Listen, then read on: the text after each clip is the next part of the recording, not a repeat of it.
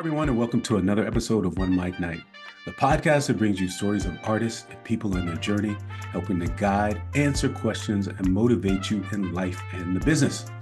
Welcome back to season 5. You know, we're diving right in. And as you know, I made it my mission to talk about mental health. Not only talk about mental health, but actually find solutions to better ways to live your life. My guest today does just that, so I'm very, very excited to talk to him. He is a life coach. He's a public speaker. He's a writer. I heard he does a little bit of acting too, but he is the founder of an organization called METTA Association. So please welcome him to OneMicNite. It's George P. Brooks. Welcome, welcome, welcome. Thank you. Thank you for having me on.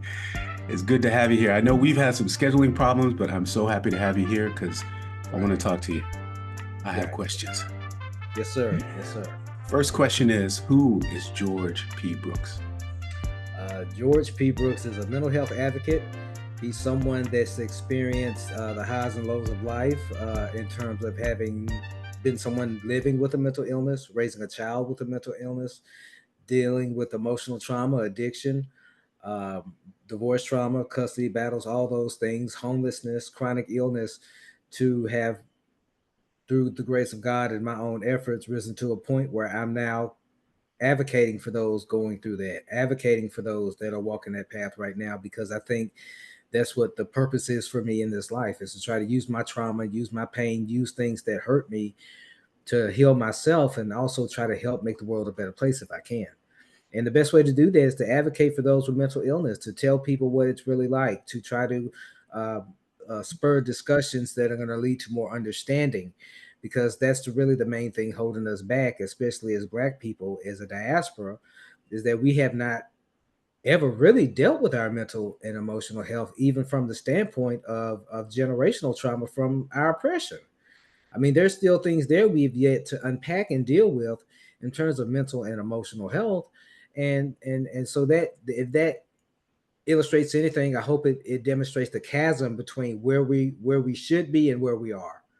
And so by having these discussions, by doing my public speaking, by doing all the work I do, hopefully we can have those discussions. I hope to at one point influence things policy wise. I'm campaign manager for Kendall Richardson here in Dallas, who's running for mayor of Dallas. So I'm trying to do the work on every facet that I can, because it is that important to me. I love doing it. But when I leave this world, I want my legacy to be, well, he tried his best to make it easier for those, especially Black folks dealing with mental health, to have resources, to have an understanding, to have things like that. Because it's keeping us broke as a people, especially as Black men. We really got a long way to go. Absolutely. You said a mouthful. Yeah. Half of us won't admit we have trauma. Right. Absolutely. And that's probably our hugest problem. I want to backtrack before we get into that, though. I want to find out a little bit about who you are, because I feel like, with your journey, that's where the learning and the understanding comes from. Right. So where are you from, and how did you grow up? I'm originally from Memphis, Tennessee. Whoa! I lived in Tennessee. I got to stop you right there. So I was born in Nashville. Okay. So I know a little bit of something about Tennessee, but yeah, go ahead. Right. So I lived there for my first 40 years, two-parent household for a while, till I was about 15, 16. Got diagnosed with mental illness at about age 7. Had an eating addiction, so I was morbidly obese as a child, but I went through getting married, getting divorced, weight loss surgery. I have 2 sons of my own, 3 stepkids. Went through about a 10-year cocaine addiction. Beat that cold turkey once I learned to deal with what was really bothering me, and really understand, hey, George, you got some trauma, you got some issues. Quitting became a lot simpler, not easier, never easy, but simpler. And I'm a huge Batman fan. I love pro wrestling. I'm a geek. I worked in an anime store called Animax for about a year when I was in college. So you're welcome, George Min, for the free plug to Animax in Memphis. That's right. But that's pretty much who I am, and I try to get up every day, and everything I do is to help people. Right now, my main gig, well, not my main gig, but my side gig, is I teach kids at an after-school program, kindergarten through 4th grade, and I do that during the week. So between that and everything else I got going, I'm pretty much busy, but I'm learning to find balance. in a new relationship. Things are going good, so I'm at a good point and ready to do more work to try to help more people. I like that. You touched on so many different important things there. So I kind of want to backtrack just a little bit too, because you said it with such a quickness, which to me means that you're at a point where you've accepted it and you've been able to move on, which is the Right, key thing in what mental health is all about. It's your mindset. It's the mindset of recognizing the problem, figuring out what you need to do with it, and then being able to move on with it. We don't forget everything. We don't forget it, but it's our mindset that's pushing us forward, right, right? right. And it's akin to forgive and forget. You may be able to forgive, but you never forget. Never forget. And yeah, yeah. And I think a lot of times when people encounter trauma, they think it's supposed to go away. It's never going to go away, but you have to learn the process and deal with it. But Absolutely. you were going to make a point about something I said previously. No, I mean, it was everything in general because there were so many things like that. That's a lot to deal with. That's more than a handful of stuff that the average Yeah, person deals with. You're dealing with divorce. That's traumatic for kids. My parents were divorced at my age 5 for me. yeah. So dealing But with it's that, so traumatic for Black men in ways that I did not realize until I actually signed that dotted line. Because we as Black men, I are not, and it's relationship breaking up because divorce is different. right. I don't care how many years you shacking, that Hmm. ain't the same as being married. Right. Okay. So this is I'm not invalidating it, but I just gotta talk real too. Right. Right. But we don't talk about as Black men how a marriage ended, even if we not invested in it, even if we want out of it. When you sign that line on that paper, it's gonna mess with you. Yeah. Of course. It's gonna mess with your ego. It's like, man, I messed up. Or even if you didn't do nothing wrong, you're gonna blame yourself. And we don't, Right. in divorce, we're typically so worried about the woman's recovery. Men we've neglected our recovery in that. And don't even get me started on custody, because I think more of us Black men need to go for at least joint custody of our kids. We have to Absolutely. try to work with the mothers. Right. We have to recognize the situations where we cannot work with the mothers and situations where we can and why we are not. Right. Oftentimes we can't deal with our baby mamas, girlfriends, ex-wives, and all that because we still hung up on some stuff that's long dead. You have Right. to make it about the child and try to forge your own friendship, because I'm a huge advocate for co-parenting. My ex-wife just got remarried, excellent co-parent, been a good friend. Our marriage was what it was, Yeah. but Yeah. she's a great co-parent. And why don't we? That's the question. That's something we need Ego, to resolve for ourselves. Yeah. Because because we go ahead. we as men have it so ingrained in us that we're supposed to be conquerors, providers, all these things to a woman, and that's not necessarily um, a bad thing to espouse to be, but it's harder nowadays than what it used to be. It really is, and we have a lot of toxic feminism, and with our sisters right now going Hmm. on, Hmm. that's really not helping. So I figure let them do their thing. Right now, let's take our time. Maybe we need to take a step back and deal with our issues with ourselves so we can better relate to our women. It all starts with the self, and we have not done that. I hear people talk all the time, men, other men, male friends of mine talk about, well, I'm yeah, I don't want to see a therapist. Why not? Or I can deal with it on my own. No, you can't. Hmm. No, you Right. can't. I learned that in business real quick. Right. I'm learning now to learn to delegate and hand off, and what I can handle, what I can't handle, what's important. We have to do the same thing with our mental and emotional health, but we don't. Absolutely. Absolutely. You know, I mean, a guy playing, if you give a mental health, it's bad to prioritize them. Absolutely. And I want to double back to what you were saying about co-parenting. It's not necessarily, the relationship that we have with the child's mother. We need to be concerned with one, ourselves, and two, the welfare of the child. It's the Right, child right. that's the And important the thing. thing is, and the reason that co-parenting is to me is almost tantamount to the care that you put into the child is because I've seen it in my own experience. I had my son come to me, my youngest son, and say, Dad, I'm so glad that you and mama have a good relationship. He said, you don't know how much easier it makes it on me. And he was about 7 when he Absolutely. said it. It was like, Absolutely. he's like, he said, you never, he said, and I know you got feelings, and I know you was raw about stuff, but he said, you never said nothing bad about mom. Not to me anyway. I said, of Right. course not to you. But it's just Right. Yeah. you have to keep that safe space, because you have to realize it affects your kids. And when you do it like that, you do find that you do have a friendship with your ex. You do realize, if this person really keeping about the kids, okay, hey, how you doing? I'm not saying that leads back into a relationship, because it clearly doesn't, but at least leads to something where you can be whole and your child can be whole too. Absolutely. It's And I not have to always agree with easy, because it's some folks though you can't deal with. you can't, right. But Yeah. still, you have to have an amicable relationship because the child sees that. That's an impression on the child. And then when the child grows up, what are they supposed to think? They see mommy and daddy, in a certain light, and they have a dysfunctional relationship. Right. Because we as men, we often pattern our relationships based off the relationships we saw growing up. We do that a Absolutely. lot. If you really start thinking about your parents' relationship, Hmm. you'll start noticing little nuances, why you do things, why you don't do things, why you do things this way. Because I think subconsciously, we as men are fixers.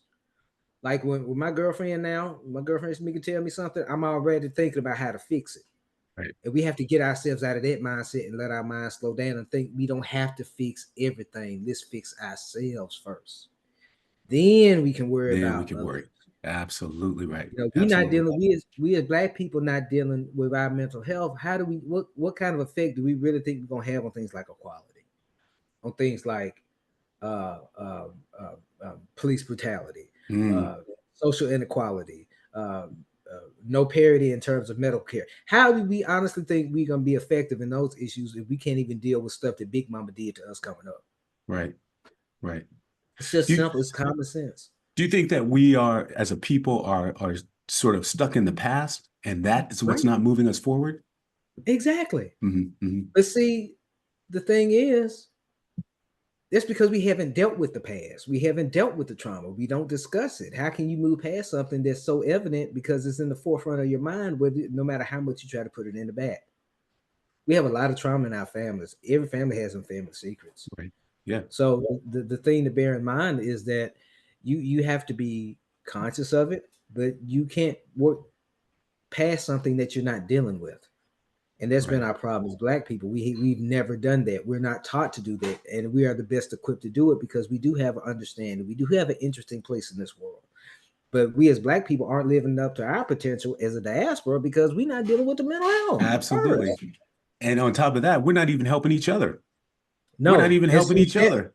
And once we That's deal with the part mental health, two. all that, and my point is, once we deal with the mental health, then all that will come. You'll see a matriculation of things. You'll see us having more black unity, Hmm. which Hmm. does not mean black parity. It does not make us a monolith, but black unity is something totally different. I don't think we're ready for that discussion yet because we still got to deal with our mental health. Gotcha. We need to Yep. talk about what real black unity is. It ain't just raising your fist with a pick in your hair. There's more to it Exactly. than that. It's economic, it's spiritual, it's physical, it's all those things. Yep. That don't mean you can't be a Democrat and I can't be a Republican or whatever. It just means there's You're certain killing me right issues. now. I was Yeah, there are thinking certain about things that this intrinsic morning. to us black. Yeah, there are certain things unique and Hmm. intrinsic to black people that we should all have in common and be able to see those same threads. It doesn't matter if the thread is a different color. It doesn't Absolutely. matter if I don't care if you're LGBTQ, you still my Yep. brother and my sister. I don't Absolutely. care if you're Republican or Democrat, you still my brother and my sister. Because we have a certain bond in what we go through as a diaspora, Hmm. as black people. Yep. So we got to see that in common, but we can't get to that point of having those common threads without dealing with that mental health, without dealing with the fact, Absolutely. and it's not just people with diagnosable conditions. Like my diagnosis is bipolar. That's medically proven. It's not Right. something in my head, but we got to deal with the stuff, the emotional wellness of how knowing of us men knowing how to process our emotions, knowing it's okay to show some vulnerability, but you have to be strong as well. Knowing what that means, what they look like in a way that's not chauvinistic, misogynistic, or hurtful to women, or hurtful to ourselves, or puts us in a bad light. Right. We got a lot of work to do. A lot to work. So that comes from the state of being self-aware. The self-awareness is where that comes from, and you're talking about it. How do we get to that point? It's actually taking some time to, have reflection on what we're doing and where our life is and where we want to go and the mindset that we have, and leaving and processing all the trauma that we've had growing up, maybe in poverty, maybe in less than conditions, and basing it in our faith, and basing it in the fact that we have opportunities, Right. there. It's all these things that culminate, to push us forward. Mhm. Well, the best way to get to it is by what we're doing, having these discussions. I think somebody will hear it, a snippet of it, a highlight of it, something, and say, "Oh, you know what? I can identify with what he said. Let me look it further into this. Oh, you know what? I think therapy might work for me if he can do it, and he can say, and he's sharing his testimony. Maybe, I'm looking for commonalities in people. I'm a uniter. I'm not a divisive person. I look for things that bond us together, rather than push us apart. And that goes with individuals, as Black people, white people, LGBTQ, Christian, non-Christian, atheists. I don't care. Right, I try right. to see commonalities, and through those commonalities, we can really begin to heal and help other people Absolutely. heal. It's the So, human connectivity that we're looking you're for, right, you know? right. Yeah, right, exactly. Yep, you're absolutely right. So now you have an organization that's called METTA Right, Association. Tell us a little bit right. about that and what It's a you do. nonprofit I started about 5, 6 years ago to deal with Black mental health, to deal with fighting recidivism and promoting fatherhood. So we survived the pandemic, we survived the subsequent recession, but right now we're looking to do a lot in terms of grants, um, fundraising, things like that to really spur some programs we've got going. I know we want to do some things in terms of having one thing I'm developing right now is a course for young men about 8th grade, teach them chivalry, mental health, emotional health, things like that. I'm working on that course right now, but donations will help endeavors like that. So you can donate at we have a Cash App donation right now at $ METTA Association. We'll have our site up in the next week, will be metaassociation.org. You can reach me at 901-631-4300 if you want to collaborate or have me come out for public speaking or work on my nonprofit. So we're really trying to circle the wagons and really try to attack the dissemination of this information that I feel are that will be integral to the communities that where it's needed. And that's why I chose to target the 8th grade 13-year-old boy range, because that's what I noticed. Most of our young men kind of go one way or another, Absolutely. Yeah. whether Yeah. a father's involved or not. And that's what I noticed about age 13 is when they either go one way or the wrong way. That's when to me, I think that's when a young man's mind is the most pliable to influence. About age 13, about 8th grade. Hmm. So that's when I want to come in at that point and introduce things like chivalry, like familial duty, how to conduct yourself on a job, how to conduct yourself when you get pulled over by the police. I cover all of that. Good. Yeah. So this is something that any support I can get on this would be greatly beneficial. And I'm the father of two sons of my own and a stepson. My stepson just graduated from Air Force. My youngest Excellent. son makes straight A's and all this and all that. So and my oldest son born of me is making improvements. So I know what I'm doing. I've been down this road before 3 times. How do And you those are the this people that need to listen to. this is a good question. How do you parent without putting too much pressure on the kids? Because a lot of times kids feel the pressure that the parents put on them, making them go a certain way, making them do certain things. But it's difficult to guide your kids as a parent, Um, with allowing them a little bit of creativity and things like that. How do you do that? I'm a Pisces, so I'm very creative myself. So I've always encouraged their creativity. Hmm. Like my youngest son likes to draw. Me and his mom got him the digital deal where he can paint on the computer and do all that. So you have to encourage your kids' hobbies and interests. That's a good way to parent because they feel relaxed. But the way I've tried to parent is when those difficult situations come up, I always put myself in their shoes. I'm like, okay, when I was 13, what was I like? What was I thinking? Like I've always done it with my kids. Like my 16-year-old had a blow up, and I put myself in his shoes. I said, okay, when I was 16, what was I like? Okay, well, knowing that, let me handle it this way. And that's helped avert a lot of issues I've had in terms of my kids. I'm extremely close with all five of them. And it just comes through. You have to parent you have to navigate those parenting waters by how you were parented and who you are and what you espouse or what you believe in. And that's not easy. So in turn, a lot of times in our parenting, especially when we're younger parents, we make a lot of mistakes. Right. But you have to admit those mistakes to your kid. Like I told my 19-year-old the other day, I said, son, I made a lot of mistakes with you. Right. And he understands. He said, you know, you got to understand that you was like younger back then. You was a different point in your life, but you always rock for me. So having those kind of discussions with your kids, a lot of people feel like this is not appropriate. Child to stay in a child's place. The world is not like it was. You took the words right That's out of my that's what I think mouth. people forget. I mean, It's you know, yeah, that because that that that old that don't go off the porch or I got to switch for your stuff. It ain't. It just that's what I was these just about to wow. say. It's different from the way we grew up. You know what I mean? Like your parents would say, do it, or you get the switch, or you get the belt. Now, you Right, know, and then now in retrospect, you're like, oh, damn, you know, look, this is what happened to me. But now you've got to kind of break that cycle right, and do it in a different way because that, after you do that, that breaks the cycle of so many other things in their right. life. Yeah, That's it is what we need about to do. breaking cycles. In It, fact, my sister and best friend Chanel Baptiste, she's a wonderful therapist. She just won Best Therapist in Austin last year. Great friend. She has a group on Facebook called Cycle Breaking Black Men about breaking cycles and things like that. She's an advocate for all people, but she does stand up for black men.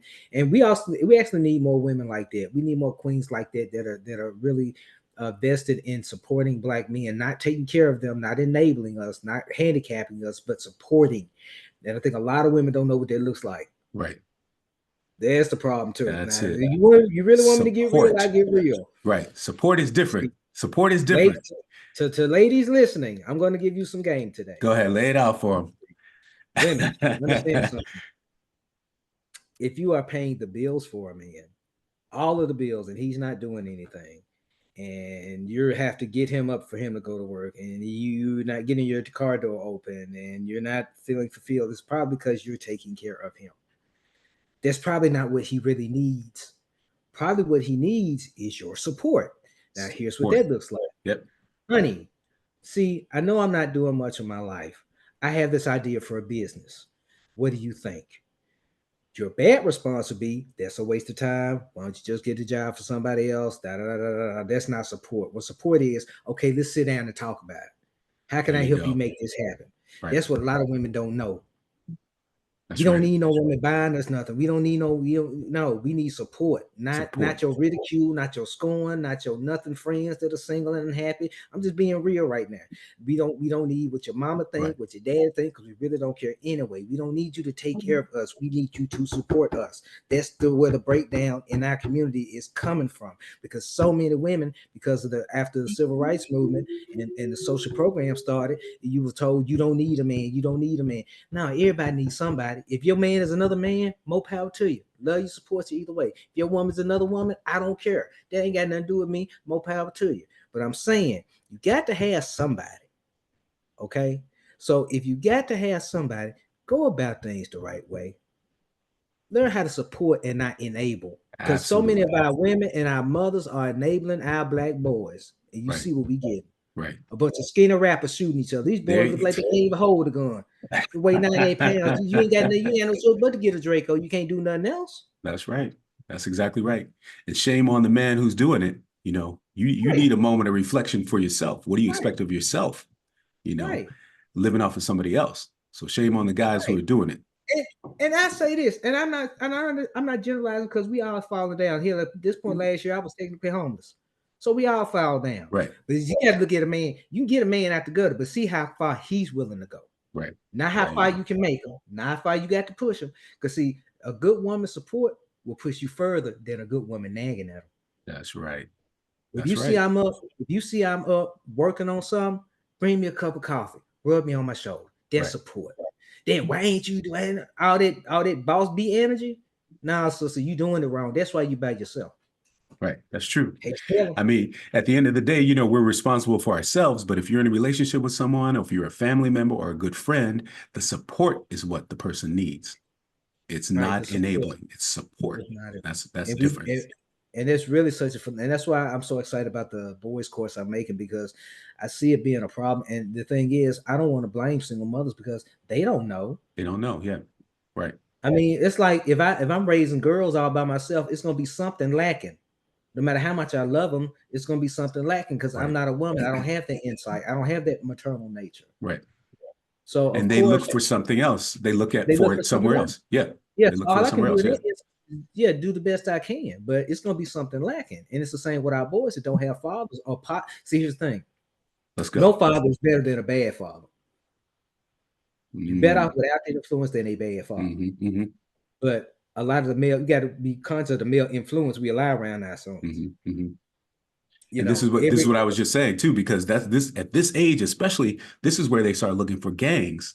This is where they right. start looking for the support of other men through gangs and doing, you know, whatever the gang takes them to, because they're looking for that male support. And see, that's the contradiction with us men. We often all say, I'm alone, I can do it by myself, but we all end up seeking clans. We all end up seeking prides. We seek families. Right. Let's just say we complicated. Men are complicated. Like I Exactly. said, we want to be solitary. We want to have a solitude, but we all want to belong to something. Ain't no man sitting there saying, That's I human want. nature. Yeah, That's it's human human nature. nature. Yeah. Yeah.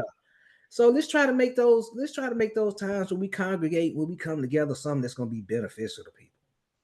You know, let's just try to make life better for people. Because I remember being at a moment standing in the office trying to get help for myself, coming after those of addiction. And I remember how I felt at various moments. I'm like, I don't want nobody else to have to go through that. That's why I do all this. I could probably be off in corporate America chasing money. Probably could. Right. But I choose to do this. And So, guess and what? that's what At I the end say of to the God. day, when you have the money, what do you have with the money? If you can't find your purpose, the money doesn't mean anything. More money, more problems. Because God has told me the money will come. Right. Don't worry about that. Right. You just do the work. You be all Absolutely. right. And I've been blessed, and I've changed how I've done things the first year. It's all like you said earlier. It's all about mindset. Mindset. Your mindset is important. Even when you eat your food, when you sit down and eat your food, you should be in a certain mindset. When you get ready to go start your car, you should be in a certain mindset. Right. You know what I'm saying? And I know this sounds exhausting, but like I'm a big fan of Masashi Miyamoto, the Sword Saint. Wrote the Book of Five Rings. I study his what he says closely, and he's always talking about your mindset when you go into something, your mindset when you go into battle. And so I sometimes take time to kind of go into a situation and take a minute and reflect and put myself in the mindset that I have to be in for that situation. Every man's emotion does not warrant every situation. Absolutely. See, we have to Absolutely. learn that. So Yeah. sometimes we have to take a moment. Is this an issue where I need to, well, people that know me, where I need to go South Memphis and go a little, or is this a situation where I need to be more reserved? What's going to give me the best result and cause the less harm to people? I've learned to think like that. See, we brothers, we just got to talk to each other. If we talk to each other, it'll be a beautiful thing because we all brilliant, we all kings. We'll come up with some really good stuff to help one another. Let me ask you, do you feel like that's something that's getting worse? Do you think that's a more popular attitude right now on the negative way? People not taking that moment, people just responding immediately. Yeah, because we got social media, everything has to be responded to right now. If somebody texts me and I don't respond back in 3 minutes, I'm getting attitude. You know, and it's just like what I'm trying to do is I'm trying to slow down my life to the point where I got a modicum of sanity because with social media, everything is right now, right now. Nobody's really off the clock anymore. The So of immediacy. course, Yeah. if you living like that, your mind is going to operate like that, and that's not the healthy way to run a mind. You burn it out. You Right. make it inefficient. So we have to learn to slow down. Like when you get out your car to go into the house, sit there a minute, you know, wind down, get yourself in the right mindset. You'll find your days will go a lot better. Let's go. Even waking up in the morning, take a minute before you get out of bed. Yeah. You know, I set pray your before I mind. get out of bed every Yeah. morning. Yeah. There you I just go. get up at 1:30 or 4:30 in the morning. I go outside and pray. Or if you don't believe, you're a non-believer, glad to do whatever you got to do. A moment of silence, whatever you got to do. That's right. Get your head out right. I usually read something positive before I get out of bed or have a positive thought. And first thing I do when I pray is I thank the Lord for yesterday because He allowed me to be here today. And I learned something yesterday I did not know. I know something today I did not know yesterday. So to me, that's always a blessing. Progression. There's a Absolutely. Japanese term called kaizen, which means to constantly improve. That's how I try to live. You just have to take your life day by day. But we got to deal with this mental health. We got to get the right funds behind it. We got to get the right resources. We need more state beds in hospitals. 93% of those incarcerated end up being being involved in recidivism. We got to stop that.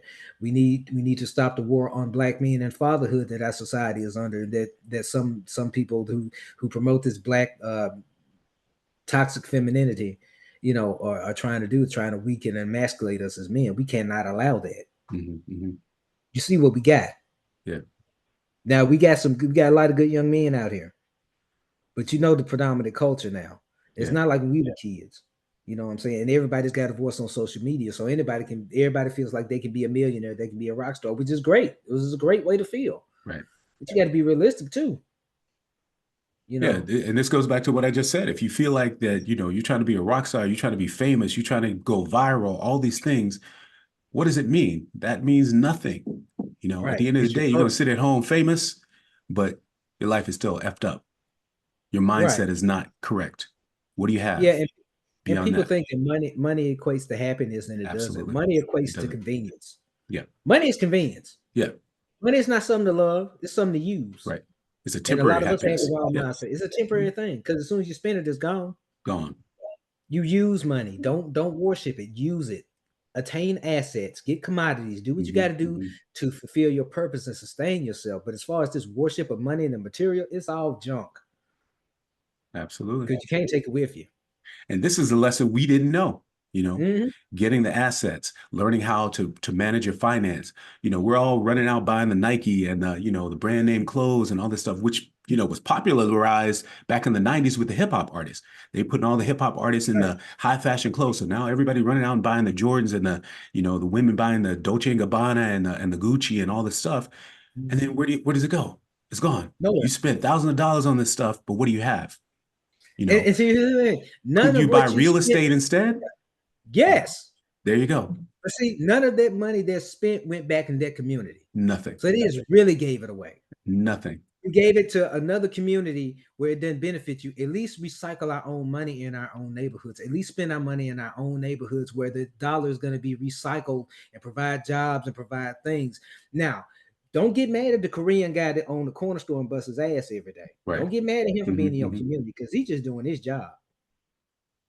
But then why don't you support the black guy that's going to do it? The guy that grew up in the neighborhood that wants to do it. But you'll tell him, oh, that's white folks stuff. You can't do it. You see the paradigm and you see how deep this stuff goes. Of course.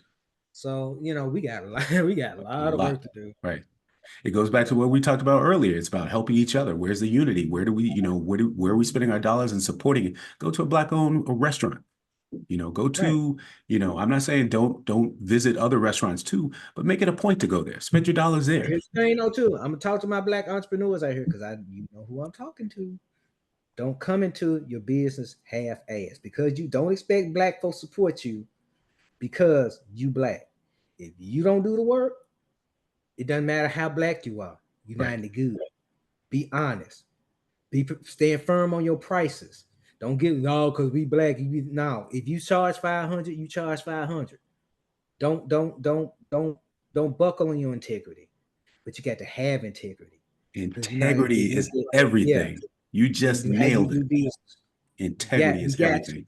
My nonprofit is fully legally set up. I'm not a guy that just went and stuck a sign on the door and said, "Oh, look at my nonprofit." No, I did everything legally. Everything is above board because I knew me being a black man, especially doing what I do, I'm gonna be probably gonna get a lot more ridicule. I'm gonna get looked at a lot closely because of what I do and me being a black male. So you have to make sure that your business is set up right, especially for my brothers out here. Let's make sure we get the proper licenses, the proper credentialing, the things. So that way, those that choose to impede us cannot, at least not on that level. And if you don't know, ask. This is why we're having this conversation. If I need something to know about my business, I'm going to go to George and say, "Hey, listen, man, I need some help with my business setting it up. How did you set yours up? What should I do?" Ask. Right. We got to help each other. We got to help each other. And here's the funny thing: it's like we'll Google for all kind of stupid stuff, but we won't Google we'll ask somebody. Hey, what's a phone number to this number? I need to see the business license. But you looking up twerking videos on YouTube. So it kind of doesn't make sense. It's just like, better use our resources and our time. I think if we could start to do that, I think that'll actually help us treat each other better. Right. We need to not be so plugged in. Yeah. It's this pop culture that's killing us too. It's the pop culture is really killing us. How many folks sleep with this next to their head at night? Exactly. They're gonna start making a pillow with a cell phone. Oh, that's a good idea. A pillow with a cell phone pocket.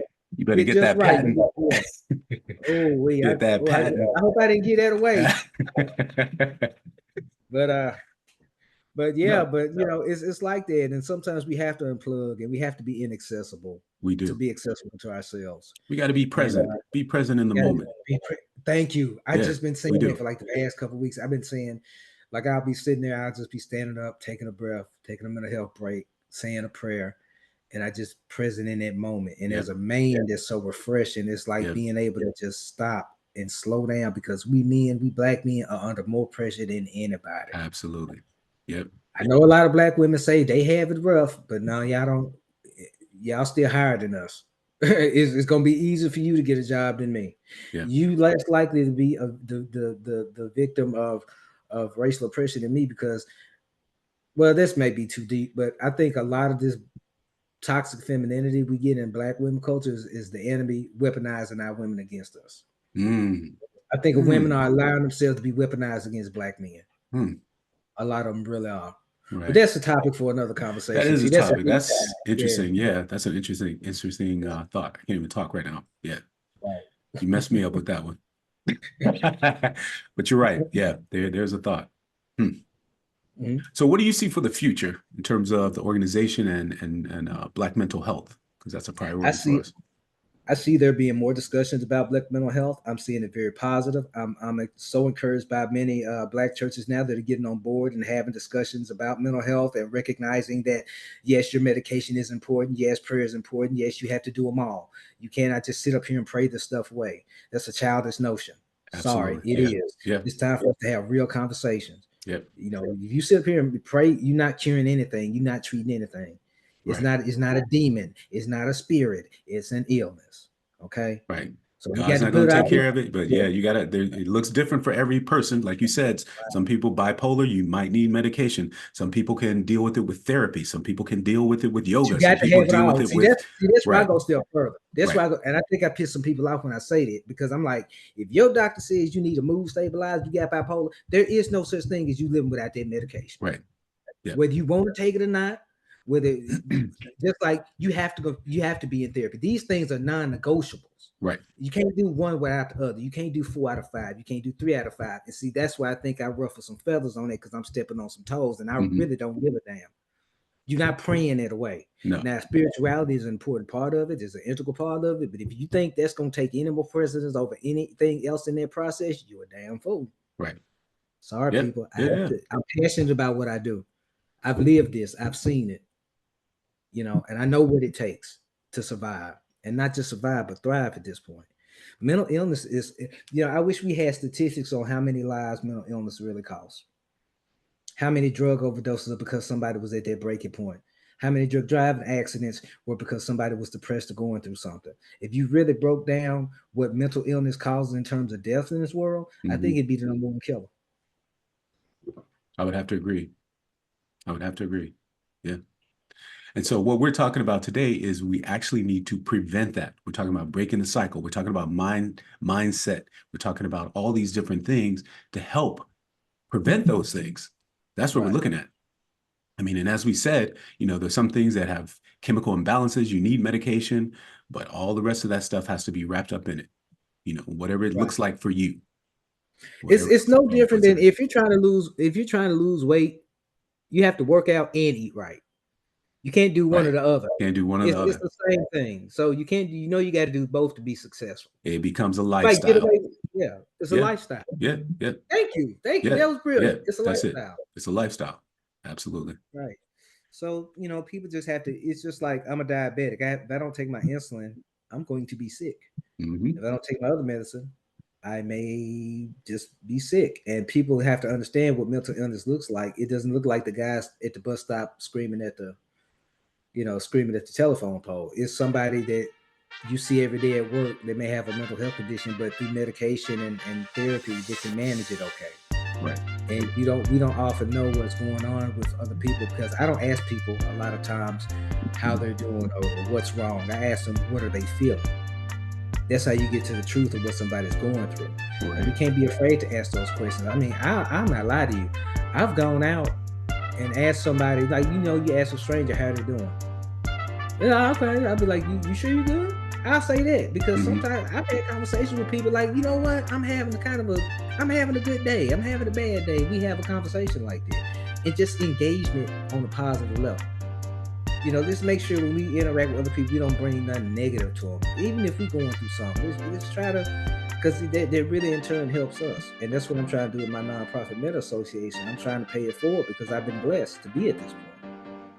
So everything I get in is a blessing to me. I try to use it in some way, form, or another to bless other people. That's what I feel like my purpose is. Beautiful. I love that. I love it. And so are you looking for volunteers? You're looking for help? Are you looking for, I know definitely donations. We can donate. Right, definitely donations. We'll be looking for volunteers soon. Somebody that can volunteer as a web editor to help us with our footage and things like that. Just anybody can email me at gbrooks@mettaassociation.org with a resume or work samples or ways you want to help. And yeah, we can definitely talk and collaborate. You can donate at Cash App at $METTA, METTA Association. You can reach me at 901-631-4300. So if you can't donate financially, your prayers and good wishes are definitely appreciated. It's the best of the day. Hashtag best of the day. Prayers and wishes too. And that's what I love. That's what I like about you. You just started my day off in a beautiful way. Thank you. Thank you. Thank you. So everybody, please make sure you look up METTA Association. Donate if you can't help financially. Please help. You can be a web designer. Volunteers will be looking for soon. But any way you can, help this organization. It's mental health awareness, and we're looking for solutions. He's out in the community. He's doing a lot of things for everyone. So please help him out. George P. Brooks, thank you for coming to OneMicNite. Please come back anytime. Give us an update on what's going on. Any way we can help you at OneMicNite. Right. We'll have all the information about it down in the notes of this episode. The show is called OneMicNite, OneMicNite. Make sure you check out the podcast on YouTube. Join the Facebook community. Also, check out my store. The link for that is down at the bottom. Get your OneMicNite mug. The t-shirts are in. My name is Marcos Luis. Thank you for joining me for this episode. MarcosLuis. If you want to be on the show, hit me up on Instagram. We'll see you next time. Bye.